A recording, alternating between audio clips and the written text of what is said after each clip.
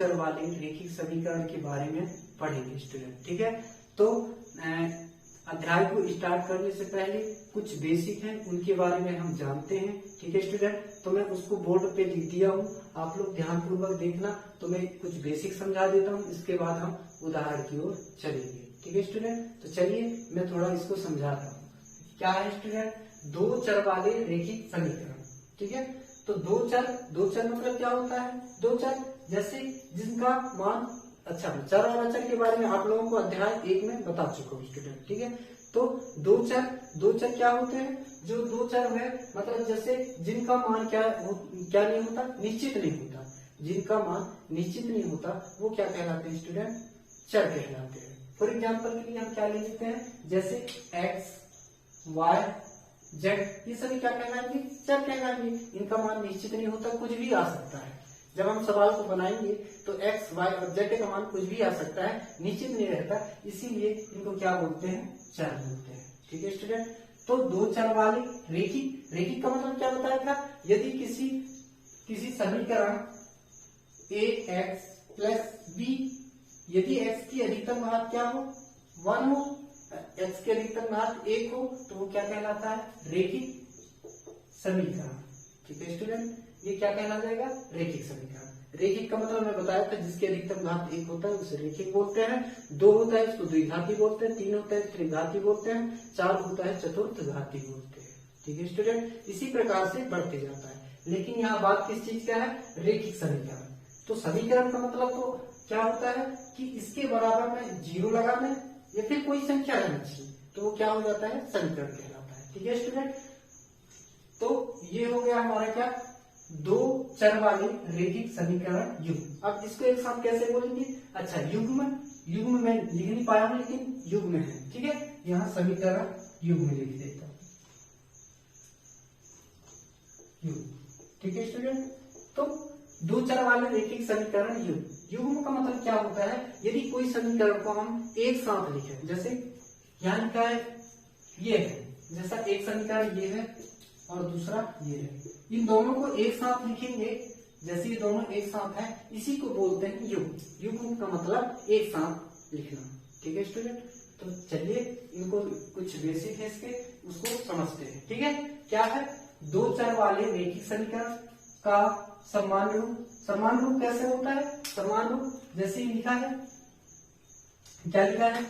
ax plus B Y plus C equal to 0, ये है इसका समान रूप। ठीक है स्टूडेंट, किसका? दो चर वाले रैखिक समीकरण। अच्छा, दो चर कौन कौन से हैं इसमें? दो चर, एक तो है x और दूसरा है क्या है? y। x और y हम बताए हुए भी, x और y क्या है? चर है। तो कितने चर हुए? 1, 2, तो दो चर। अच्छा, ये दो चर हो गए। रैखिक मतलब क्या बताया था?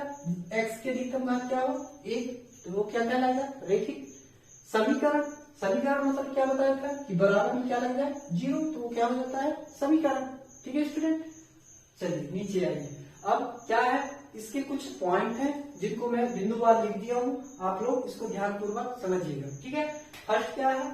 फर्स्ट, ये जो ग्राफ बनता है, इस अध्याय में ग्राफ बनेगा। हम ग्राफ विधि पढ़ेंगे, प्रतिस्थापन विधि पढ़ेंगे, विलोपन विधि पढ़ेंगे स्टूडेंट। ठीक है, तो सबसे पहले जो विधि है उसका नाम है ग्राफ विधि। ठीक है, तो इसका उपयोग ग्राफ विधि में होता है।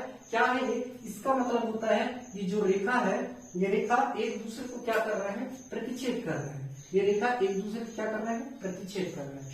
इसलिए जो ये रेखा है, ये एक दूसरे को प्रतिच्छेद कर रहे हैं, तो इसका क्या नाम दे दिया है? प्रतिच्छेदी रेखा। क्या बोलेंगे इसको? प्रतिच्छेदी रेखा। इन सभी का उपयोग होगा, इसीलिए मैं बता रहा हूँ। ठीक है स्टूडेंट, क्या है कि जो एक रेखा है उसको हम क्या किससे दर्शा दिए? समीकरण number a1x plus b1y plus c1 equal to 0, समीकरण 1 है। एक रेखा को तो प्रदर्शित करता है। ठीक है, इसी प्रकार से दूसरी रेखा को a2x plus b2y plus c2 equal to 0, ये दूसरे समीकरण दूसरे रेखा को प्रदर्शित करता है। ठीक है स्टूडेंट, तो इसको क्या बोलेंगे? ये क्या है? प्रतिच्छेदी रेखा। एक दूसरे को क्या कर रहे हैं? प्रतिच्छेद कर रहे हैं। ठीक है, इसके बाद यदि ये दोनों प्रतिच्छेदी रेखा है, मतलब एक दूसरे को क्रॉस कर रहे हैं, तो ये क्या होगा? ये एक दूसरे को क्रॉस कर रहे हैं, तो जो इसका जो समीकरण निकल के आएगा वो क्या होगा? a1 upon A2 not equal to V1 upon V2 होगा।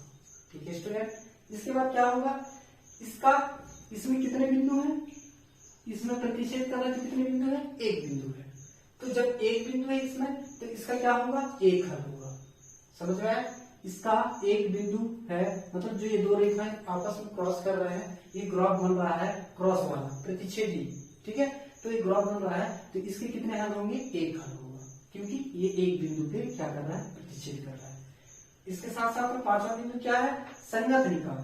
ठीक है स्टूडेंट, तो जो ये जिसके हल होंगे, देखो अब ये एक दूसरे को प्रतिच्छेद कर रहे हैं तो इसके कुछ ना कुछ तो हल होंगे ही। ठीक है, तो इसके हल होंगे, जिसके हल होते हैं उनको हम संगत बोलते हैं, जिसके कोई हल नहीं होता उसको असंगत बोलते हैं। तो क्या है, इसके एक हल है, इसलिए क्या बोलेंगे, इसको संगत है। ठीक है स्टूडेंट, इसी प्रकार से आ जाते हैं दूसरे में, इसको क्या बोलते हैं, ये जो है संपाती रेखा। अच्छा, संपाती का मतलब क्या होता है, संपाती का मतलब होता है जैसे ये मार्कर है तो एक मार्कर के ऊपर दूसरे मार्कर का होना, ये क्या कहलाता है, संपाती। समझ रहे हैं स्टूडेंट, तो एक मार्कर के ऊपर दूसरे मार्कर का होना क्या कहलाता है, संपाती। ठीक है, तो दो रेखाएं हैं, इसी के ऊपर कोई एक रेखा और हो जाएगा, जैसे इसी के ऊपर हम एक रेखा और खींच देंगे, ये क्या कहलाएगा स्टूडेंट, संपाती कहलाएगा। तो इसका क्या होगा, इसके जो समीकरण बनेगा वो अनंत बनेगा। ठीक है, क्यों, क्योंकि ये इसी प्रकार से दोनों एक दूसरे के ऊपर हैं, एक दूसरे से लगे हुए हैं। ठीक है, और अनंत तक जाएगी, इसलिए इसका क्या होगा, ये संपाती रेखाएं हैं, ये संपाती रेखाएं हैं, इसका हल क्या होगा, A1 अपॉन A2 बराबर V1 upon V2 C1 upon C2। मतलब इसका कोई लिमिट नहीं है, ये अनंत जाएगा, ये बढ़ते रहेगा। ठीक है, ये दो रेखाएं आपस में ऐसे बढ़ते रहेंगे, अनंत तक जाएगा। ठीक है, इसलिए इसको हम किससे दर्शाए हैं, A1 अपॉन A2 बराबर V1 अपॉन V2 बराबर C1 अपॉन C2। ठीक है, तो ये अनंत तक जाएगा, इसीलिए इसका क्या नाम दे दिया है, हम अनंत हल दे दिया है। मतलब इसके क्या होंगे, ये अनंत बिंदु होंगे, इसके तो कोई अंत ही नहीं है। ठीक है, जैसे कि इसमें तो एक ही बिंदु था, लेकिन इसके तो क्या होंगे, अनंत बिंदु होंगे, इसलिए इसका हम नाम क्या दे दिए हैं, अनंत हल।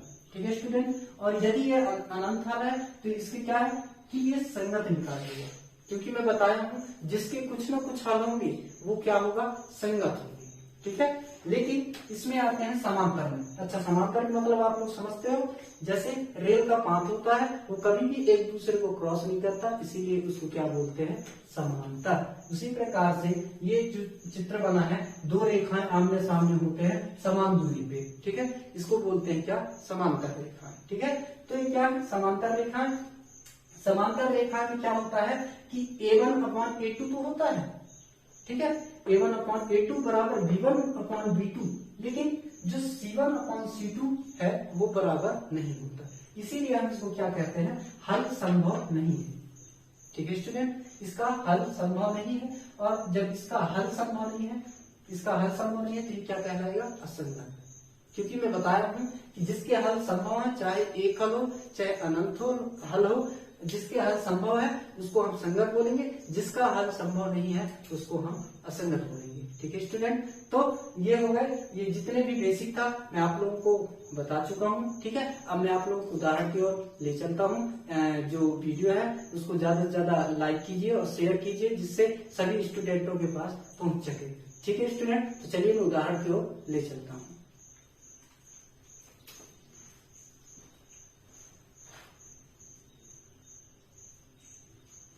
थोड़ी देर